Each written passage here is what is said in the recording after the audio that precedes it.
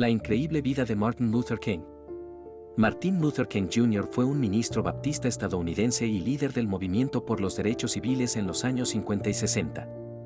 Organizó una serie de protestas pacíficas como jefe de la Conferencia de Liderazgo Cristiano del Sur, Southern Christian Leadership Conference, SCLC, incluida la emblemática y legendaria Marcha sobre Washington de 1963. Fue un líder eclesiástico negro que promovió los derechos civiles de las personas de color en Estados Unidos a través de la no violencia y la desobediencia civil. Inspirado por sus creencias cristianas y por el activismo no violento de Mahatma Gandhi, dirigió una resistencia no violenta y selectiva contra las leyes de Jim Crow y otras formas de discriminación en Estados Unidos. Ganó el Premio Nobel de la Paz en 1964 y fue la persona más joven en obtenerlo en aquel momento. Aquí está la increíble historia de Martin Luther King.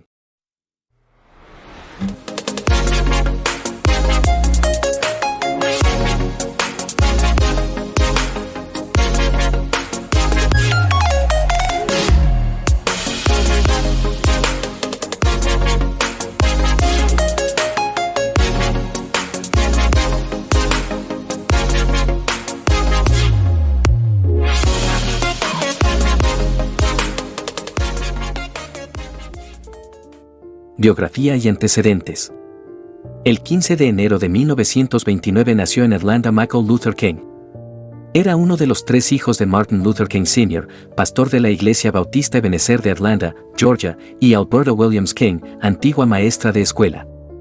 Le cambiaron el nombre por el de Martin cuando tenía unos 6 años. Tras asistir a un instituto local, King avanzó rápidamente por la escuela saltándose algunos cursos y se matriculó en el Morehouse College de Atlanta en 1944. Inmediatamente después, King fue ordenado ministro cuando solo tenía 18 años. No pensaba dedicarse al ministerio, pero entonces conoció al Dr. Benjamin Mays, un erudito que le convenció de que una carrera religiosa también podía ser intelectualmente satisfactoria. Tras ordenarse y licenciarse en 1948, King asistió al Seminario Teológico Crozer de Pensilvania y más tarde a la Universidad de Boston para cursar estudios de posgrado y doctorado en teología. Animado por el deseo de aprender y expresarse, King se convirtió en un elocuente y consumado orador público como su padre. A los 26 años, King se doctoró en la Universidad de Boston y, mientras estudiaba, estudió las obras de Mahatma Gandhi, que lideraba la lucha de la India por liberarse de Gran Bretaña. Para conseguir la independencia de Gran Bretaña, Gandhi optó por la resistencia pasiva no violenta, en la que un gran número de indios boicoteaban los productos británicos y desobedecían las leyes injustas. Gandhi sabía que la resistencia armada justificaría los ataques británicos, por eso optó por las protestas no violentas, que al final funcionaron porque obligaron a Gran Bretaña a abandonar sus pretensiones sobre la India. King vio que el enfoque no violento de la lucha por la libertad en la India podía funcionar en la lucha por la igualdad de derechos en Estados Unidos. Vida personal. Mientras estudiaba en la Universidad de Boston, King conoció a Coretta Scott, una estudiante de música que había sido activista durante sus estudios universitarios y que, como King, era sureña. Tuvieron un par de citas y después de la segunda, King estaba seguro de que Coretta poseía las cualidades que él buscaba en una esposa. King se casó con Coretta Scott el 18 de junio de 1953 en Iberger, Alabama, su ciudad natal. Cuando a King le ofrecieron un trabajo en Montgomery, Alabama, la pareja se trasladó a Montgomery, donde tuvieron 4 hijos. Yolanda King en 1955, Martin Luther King III en 1957, Dexter Scott King en 1961 y Bernice King en 1963. Activismo y liderazgo. El boicoteo de los autobuses de Montgomery en 1955. La Iglesia Baptista de Dexter Avenue, donde King fue llamado a ser ministro en 1954, fue influyente en la comunidad afroamericana de Montgomery, Alabama. Como pastor de la iglesia, se dio a conocer en Montgomery por su voz única y su predicación impresionante y sobrecogedora. En el año 1900, cuando no había asientos disponibles solo para blancos, y esto es lo que le ocurrió a Rosa Parks el 1 de diciembre de 1955 en el tan tensa que incluso bombardearon la casa de King. Cuando King lideró el boicot a los autobuses de Montgomery, marcó un hito en la lucha por los derechos civiles. Personas que habían estado separadas se unieron caminando junto a otros que se unían a la lucha por una causa común. King fue detenido durante una de las protestas no violentas del boicot a los autobuses de Montgomery y encerrado, lo que le reportó una mayor popularidad. Los líderes del boicot a los autobuses de Montgomery presentaron una demanda ante el Tribunal Supremo de Estados Unidos exigiendo el fin de la segregación en los autobuses públicos de Montgomery. El Tribunal Supremo de Estados Unidos sentenció que la segregación en volvieron a viajar en los autobuses y pudieron sentarse en el asiento delantero con plena autorización legal. Este boicot fue un acontecimiento fundacional del movimiento por los derechos civiles en Estados Unidos. El papel de King en el boicot a los autobuses lo transformó en una figura nacional y en un reputado portavoz del movimiento por los derechos civiles. Había demostrado sus dotes de líder y experimentado su primer triunfo en la lucha por la igualdad. La Conferencia de Liderazgo Cristiano del Sur en 1957. Al año siguiente, en 1957, King y otros activistas de los derechos civiles fundaron la Southern Christian Leadership Conference SCLC. Esta se fundó para llevar a cabo protestas no violentas al servicio de la reforma de los derechos civiles. Este grupo formó a personas en los métodos y principios de la resistencia no violenta, creando un cuerpo de líderes para la expansión de los derechos civiles que voló por todo el país. En 1957 todavía, el Dr. King pronunció su primer discurso nacional en una manifestación por los derechos civiles en Washington y durante todo el final de la década de 1950, King estuvo al frente del movimiento por los derechos civiles en América. En 1957 todavía, el Dr. King pronunció su primer discurso nacional en una manifestación por los derechos civiles en Washington y durante todo el final de la década de 1950, King estuvo al frente del movimiento por los derechos civiles en América. ¿Sabía que el Dr. King fue detenido varias veces por actividades contrarias a la ley en todo el sur? También sobrevivió a un ataque con cuchillo y a varios intentos de asesinato. El 20 de septiembre de 1958, King fue apuñalado en el pecho por una mujer negra perturbada mientras firmaba ejemplares de su primer libro Strive for Freedom en los grandes almacenes Blumsteins de Harlem. Tras una larga recuperación, Martin y Corrada Scarken viajaron a la India para una visita de un mes a principios de 1959 en honor a Gandhi y su política de protesta no violenta. King se marchó de la India más convencido que antes de que la resistencia no violenta es el arma más poderosa de los oprimidos en su lucha por la libertad.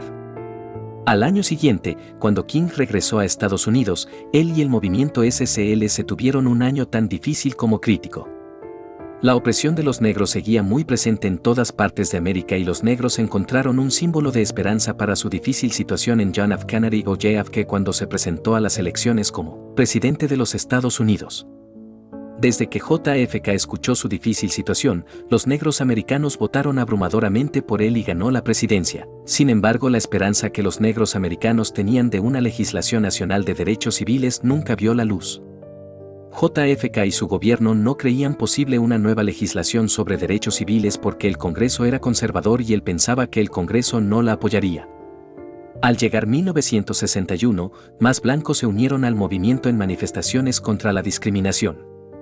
Para luchar contra los viajes de segregación entre los estados, grupos de luchadores por la libertad blancos y negros viajaron juntos en autobús desafiando las leyes discriminatorias, aunque la policía distorsionó estas manifestaciones con brutalidad y violencia.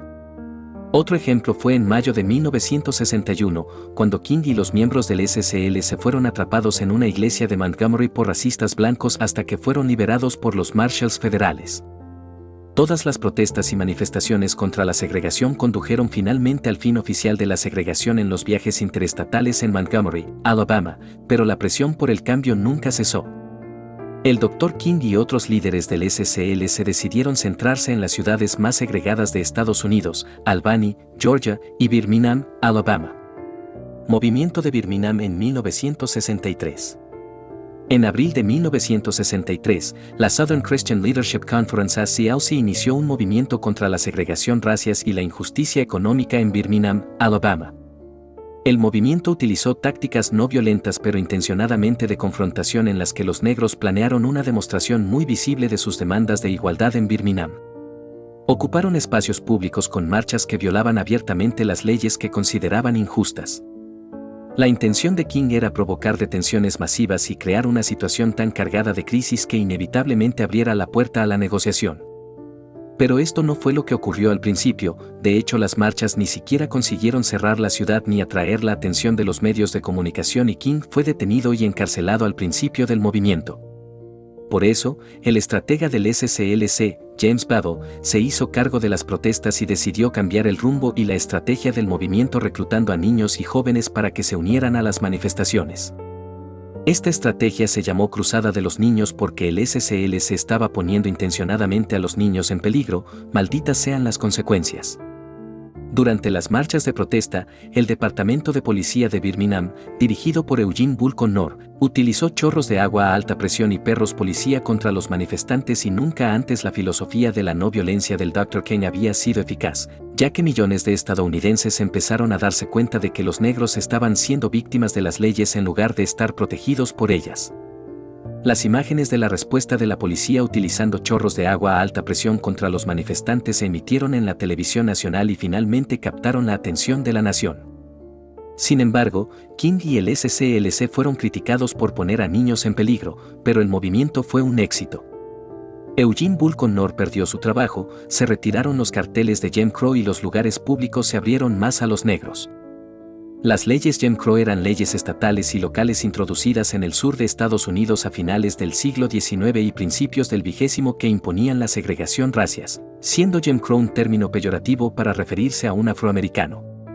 Desde su celda, el Dr. King redactó la famosa carta desde la cárcel de Birmingham, en la que instaba al movimiento SCLC a buscar vías legales para el cambio social. La carta ha sido descrita como uno de los documentos históricos más importantes escritos por un preso político moderno. King argumentaba que la crisis del racismo es demasiado urgente y el sistema actual demasiado arraigado. Sabemos por dolorosa experiencia que la libertad nunca es dada voluntariamente por el opresor. Debe ser exigida por el oprimido. Walter Reuther, presidente de United Auto Workers, un movimiento de defensa de los derechos civiles, consiguió $160,000 para pagar la fianza de King y sus compañeros de protesta que habían sido encarcelados. Después de que el presidente Canary hubiera visto suficientes imágenes humillantes del trato que recibían los negros difundidas por todo el mundo, JFK accedió a impulsar la legislación sobre derechos civiles en el Congreso. En junio de 1963, el Dr. King y algunos otros líderes de los derechos civiles se reunieron con el presidente JFK para anunciarle los planes de una marcha sobre Washington en apoyo de la Ley de Derechos Civiles. Aunque el presidente pensó que el plan era desastroso, los líderes del SCLC sabían que la marcha atraería a cientos de miles de personas a su causa. La marcha de 1963 en Washington. La histórica y emblemática marcha en Washington tuvo lugar el 28 de agosto de 1963 y, tal como habían predicho King y los demás líderes del SCLC, un gran número de negros y blancos se reunieron para demostrar que había llegado el momento de poner fin al trato discriminatorio de los negros estadounidenses. El Dr. King representaba al SCLC entre los líderes de las Big Six, 6 grandes organizaciones de defensa de los derechos civiles, que desempeñaron un papel decisivo en la organización de la marcha. Los 6 grandes eran Roy Wilkins, de la National Association for the Advancement of Colored People, NAACP. Whitney Young, de la National Urban League. Philip Randolph, de la Brotherhood of Sleeping Car Porters. Ian Lewis, del Student Nonviolent Coordinating Committee, y James L. Farmer Jr., del Congress of Racial Equality. El objetivo de la marcha era defender los derechos civiles y económicos de los afroamericanos. Los organizadores pretendían denunciar al gobierno federal por su incapacidad para salvaguardar los derechos civiles y la seguridad física de los negros, exigir el fin de la segregación, reclamar salarios justos, justicia económica, derecho de voto y educación. El grupo adoptó un tono menos estridente debido a la presión de JFK y, como consecuencia, algunos activistas de los derechos civiles consideraron que la marcha era inexacta. Malcolm X, por ejemplo, que era el líder de la Nación del Islam, la calificó de farsa en Washington y prohibió a los miembros de la Nación del Islam asistir a la marcha. El Dr. King pronunció su discurso más famoso, Tengo un sueño, ante el Lincoln Memorial durante la marcha. La marcha planteó reivindicaciones concretas. El fin de la segregación racial en las escuelas públicas, una legislación significativa en materia de derechos civiles que incluyera una ley que prohibiera la discriminación racial en el empleo, la protección de los trabajadores de los derechos civiles frente a la brutalidad policial, un salario mínimo de $2 para todos los trabajadores y el autogobierno de Washington D.C. regido por un comité del Congreso. A pesar de las tensiones, presiones y críticas, la marcha fue un enorme éxito. Asistieron más de 250,000 de personas de diversas etnias, desde las escalinatas del Lincoln Memorial hasta el National Mall y la piscina. En aquel momento, fue la mayor concentración de manifestantes de la historia de Washington, D.C. La marcha tuvo el siguiente resultado: la aprobación de la Ley de Derechos Civiles de 1964 y la Ley de Derecho al Voto de 1965. Ambas leyes prohibían la segregación en los servicios públicos y las prácticas discriminatorias en el empleo y el voto. El movimiento por el derecho al voto en Selma en 1965 y el Bloody Sunday. El Dr. King y el SCLC se unieron al SNCC en diciembre de 1964 para trabajar en el registro de votantes en Selma, Alabama. Estas dos organizaciones, el SCLC y el SNCC, se habían desvinculado a causa del movimiento de Albany, pero no podían abandonar su lucha, por lo que decidieron unirse de nuevo para luchar contra su enemigo común. Antes de esto, un juez local había emitido una orden judicial que prohibía cualquier tipo de reunión relacionada con las organizaciones de derechos civiles y sus líderes. Esta orden judicial detuvo las actividades por los derechos civiles hasta que el Dr. King la desafió hablando en la Capilla Brown el 2 de enero de 1965. El primer intento de marcha tras este desafío abierto se produjo el 7 de marzo de 1965, cuando James Battle, del SCLC, convocó una marcha desde Selma, Alabama, hasta el Capitolio del Estado en Montgomery. Aunque no estuvo presente en la protesta, el 5 de marzo se reunió con funcionarios de la administración Johnson para solicitar una orden judicial contra la persecución de los manifestantes. El 7 de marzo, antes de que comenzara la protesta, esta fue inmediatamente interrumpida debido a la violencia policial contra los manifestantes. La policía local utilizó porras, látigos y gases lacrimógenos para atacar a cientos de activistas de los derechos civiles que protestaban por la denegación del derecho de voto a los afroamericanos, así como por el asesinato del activista de 26 años Jamie Lee Jackson, que había recibido un disparo mortal en el estómago por parte de la policía durante una protesta pacífica pocos días antes. La marcha estuvo encabezada por John Lewis, del SNCC, y el reverendo Hosea Williams, del SCLC. Cuando los manifestantes no obedecieron inmediatamente las órdenes de la policía de detenerse y dar media vuelta, las tropas les atacaron brutalmente a caballo, persiguiendo a hombres, mujeres y niños. Algunos activistas de los derechos civiles fueron hospitalizados posteriormente con heridas graves. Este día fue conocido como el Domingo Sangriento y supuso un hito en el movimiento por los derechos civiles en Estados Unidos. Esta protesta les granjeó la indignación y el apoyo del público porque las imágenes en directo de la violencia policial contra los manifestantes se retransmitieron por todo el territorio nacional.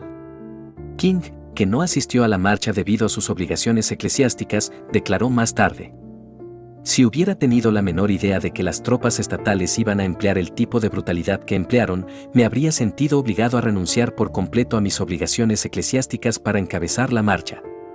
King decidió organizar otra marcha el día 9, que fue denegada hasta después de una vista judicial. Esto no detuvo a King, que dirigió a los manifestantes hasta el puente Edmund Pettus de Selma el 9 de marzo, pronunció una breve oración antes de pedir a los manifestantes que se marcharan para no violar la orden judicial. La forma en que terminó esta segunda marcha conmocionó y enfureció a algunos manifestantes. La última marcha tuvo lugar el 25 de marzo de 1965 y, al final de la misma, King pronunció un discurso en la escalinata del Capitolio Estatal que se conoció como "Cuánto tiempo, no tanto".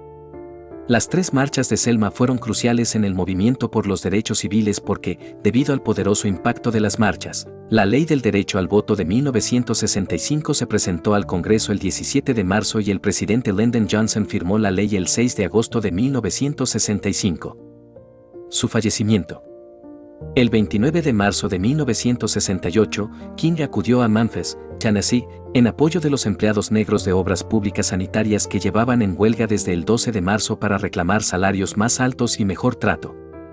Los negros cobraban poco mientras que a los empleados blancos se les pagaba todo. El 3 de abril, King se dirige a un mitin y pronuncia su discurso "He estado en la cima de la montaña en el Mason Temple de Memphis". El 4 de abril de 1968, el vuelo de King a Memphis se había retrasado debido a una amenaza de bomba en su avión, por lo que reservó un motel en Memphis, donde recibió un disparo mortal en su balcón. Tras una operación de urgencia en el pecho, King murió en el Hospital St. Joseph. Su asesinato provocó luto en todo el país y una oleada de disturbios raciales en decenas de ciudades de Estados Unidos. Legado. King se ha convertido en un icono nacional de la historia del liberalismo y el progresismo estadounidenses. Su principal legado fue conseguir avances en materia de derechos civiles en Estados Unidos y, pocos días después de su asesinato, el Congreso aprobó la Ley de Derechos Civiles de 1968, comúnmente conocida como Ley de Vivienda Justa. Esta ley prohibía la discriminación en la vivienda y en las transacciones relacionadas con la vivienda por motivos de raza, religión u origen nacional, que posteriormente se amplió para incluir el sexo, la situación familiar y la discapacidad. Esta ley se consideró un homenaje a la lucha de King en sus últimos años para combatir la discriminación residencial. A pesar de los obstáculos a los que se enfrentó, King se convirtió en una poderosa voz para el cambio, utilizando sus palabras y acciones para luchar por los derechos civiles e inspirar a otros a hacer lo mismo. El Día de Martin Luther King Jr. se celebra ahora cada tercer lunes de enero como fiesta nacional en Estados Unidos en honor de su cumpleaños y su legado. Cada día, los estadounidenses siguen beneficiándose de su visión de una sociedad en la que las personas sean juzgadas no por el color de su piel, sino por el contenido de su carácter. Martin Luther King Jr. Aunque solo tenía 39 años cuando fue asesinado, el Dr. King dejó una esposa con 4 hijos y un legado duradero que sigue dando forma a nuestro mundo actual. ¿Qué tal la familia King ahora? Coretta Scott King, esposa de King, siguió los pasos de su marido y participó activamente en asuntos de justicia social y derechos civiles hasta su muerte en 2006. En 1968, el mismo año en que Martin Luther King fue asesinado, Coretta King creó el King Center en Atlanta, Georgia, dedicado a preservar su legado y su labor de defensa de la resolución no violenta de conflictos en todo el mundo. Su hijo, Dexter King, es actualmente el presidente del centro.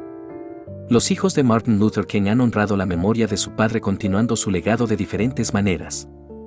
El líder de los derechos civiles y su esposa Coretta Scott King tuvieron 4 hijos y los 4 eran bastante jóvenes cuando su padre fue asesinado.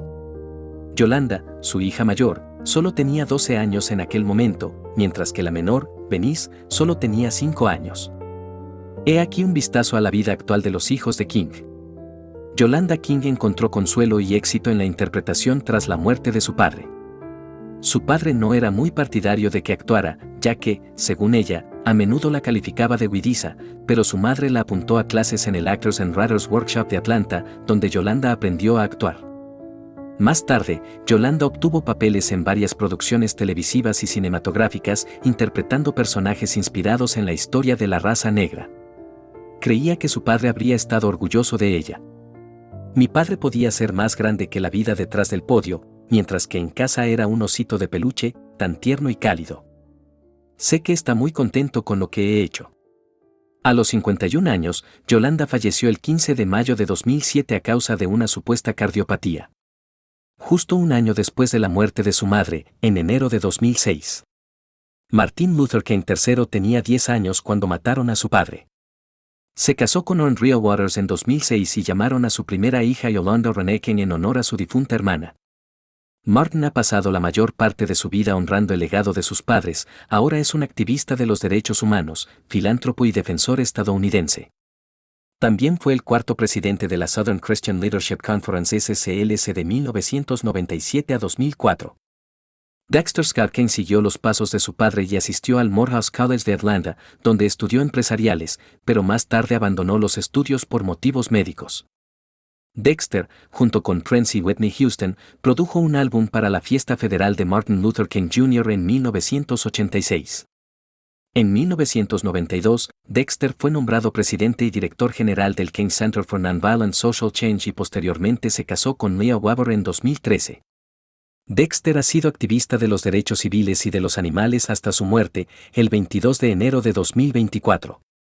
Venice Albertine King, la hija menor de la familia King, era una niña cuando mataron a su padre y ahora es abogada, ministra y activista de los derechos civiles como su padre. ¿Le ha gustado esta historia? ¿Hay algún otro activista del que te gustaría conocer su historia? Déjanoslo en los comentarios. Si te gustó el vídeo, suscríbete, like y comparte, y no olvides activar la notificación, para no perderte nuestras próximas publicaciones. Nos vemos pronto en Mazael Media, la información en el centro del mundo.